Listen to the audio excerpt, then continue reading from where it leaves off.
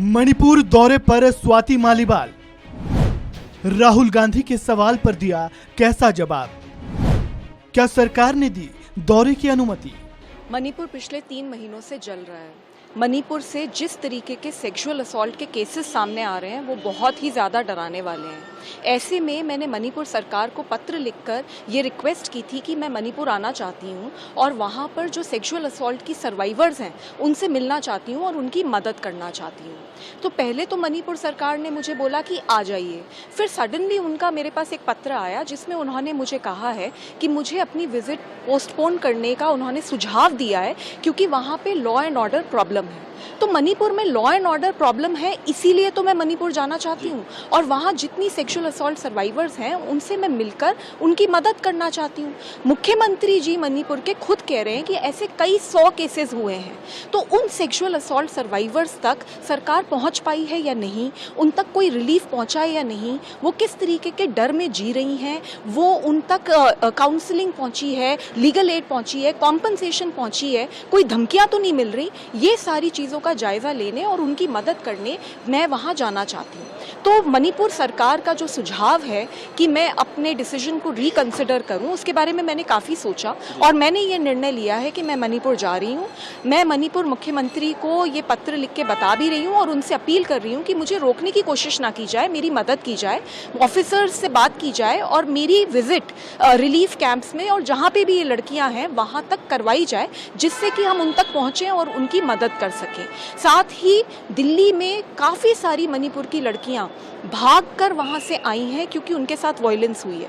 उनके साथ मेरी काफ़ी लंबी मीटिंग हुई है, उनकी भी बातें हैं जो मैं मुख्यमंत्री जी से बात करना चाहती हूँ, इसीलिए मैंने उनसे समय भी मांगा है मिलने का। मैम, मणिपुर के बारे में जब विपक्ष के लोग बात करते हैं तो सत्ता पक्ष के लोग ये कहते हैं कि आप बंगाल की बात क्यों नहीं करते, राजस्थान की बात क्यों नहीं करते? क्या स्वाति मालीवाल राजस्थान और बंगाल पे जाएंगे आने वाले समय में? जी बिल्कुल, अगर राजस्थान और बंगाल से इस तरीके के केसेस सामने आएंगे और वहाँ के मुख्यमंत्री ये बोलेंगे कि कई 100 केसेस हो रहे हैं और हम उनका कॉग्निजेंस नहीं ले पा रहे हैं, तो बिल्कुल मैं वहाँ पर भी जाऊँगी।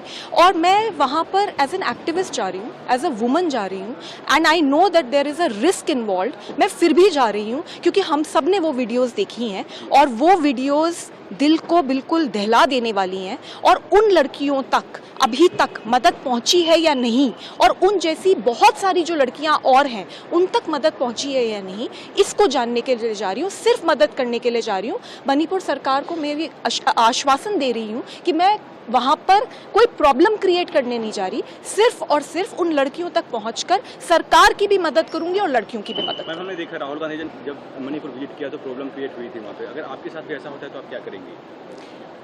जी, मैं भगवान का नाम लेके मणिपुर जा रही हूँ और मैं इसलिए जा रही हूँ क्योंकि मेरी आत्मा मुझे गवारा नहीं करती कि मैं यहाँ दिल्ली में बैठ के काम करती रहूँ और ऐसे महसूस करूँ कि कुछ समस्या नहीं है, जबकि समस्या बहुत बड़ी है।